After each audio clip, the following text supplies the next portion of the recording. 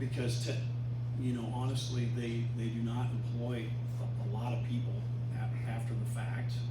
Now, I will say on an ongoing basis, selfishly from a mechanical contracting standpoint, that there's a massive amount of equipment and systems in those buildings that have to be maintained over the life of that facility.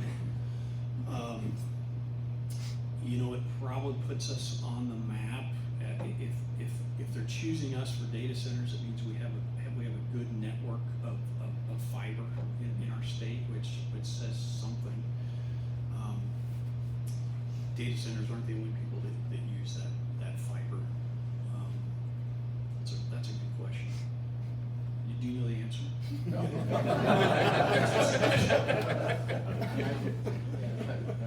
have an opinion?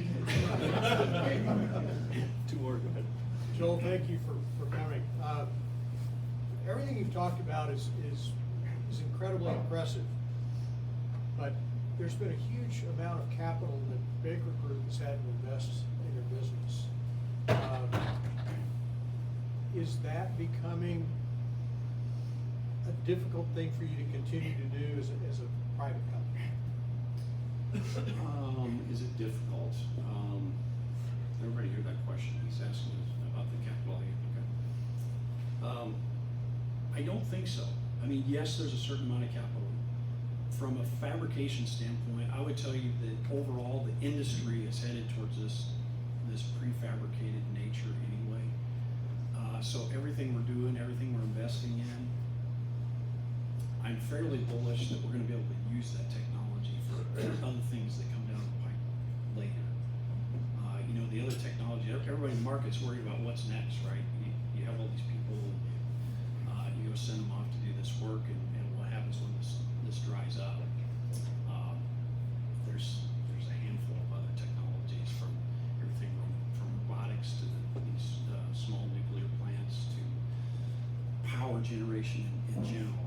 It's going to, we think, continue for a long time. But again, I think most of that capital that we're spending right now can be used in other places as we get longer in the future. Take one last one if you want. I don't know who's first. Be nice. Yeah. How do you as a company, and how should we as a community make the case to high school graduates today that the skilled trades are such an opportunity for kids, rather than 4 years in an English or social science degree that qualifies them as a barista? That's a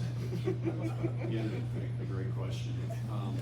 I think there's some simple math that you can do with kids nowadays coming out of high school to show them what they're going to end up with for loans when they get out of school versus how much they can earn out of the gate. Now it takes a little bit to get into the trade and get through the apprenticeship program, but there are, as we have talked even to kids in the middle school age, I think there's an information gap too, just understanding that that's an option, and it's the trend is starting to swing back.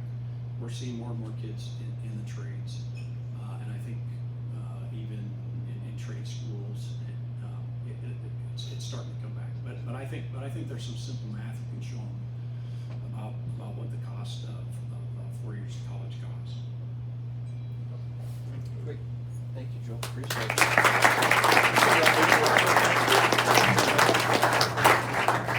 Sometimes you can come up and you're shy. Thank you, Joel. Appreciate it. Fascinating look at the Baker Group and the data center sort of gold rush as you themed it. Thanks for your sharing with us your insights, and thanks for taking time to be with us today and share your insights. Real quick before we get out of here, and Joel did say he's going to be stick around, so if any of you had questions, feel free to come up and ask him. Upcoming speakers. Remember, you and a guest need to RSVP by Wednesday at 9 a.m. Before these speakers. May 7th, Joseph Junta, conductor of the Des Moines Symphony, will be here. May 14th, Stacy Syme, the president and CEO of Life Serve Blood Center. And then on May 21st, Jeff Lorenzen, the CEO of American Equity, will be here to tell us what's going on at American Equity. So remember, if you see someone in your circle that would be a good prospective member or would just want to be a guest to enjoy one of these speakers, please invite them along. Speaking of prospective members, upcoming events, May 19th is our new and prospective member appreciation social at Jasper Winery. So invitations were already sent out via email to those of you that are new members in the past 2 years. Go ahead and use the RSVP link in that email to register. All other members of the club are welcome to attend as long as you are accompanied by a prospective member for that meeting. So this is a great opportunity for you to introduce someone who you think would be a strong fit for Rotary or for our club in a fun, relaxed environment. It's on, rain or shine, at Jasper Winery, business casual.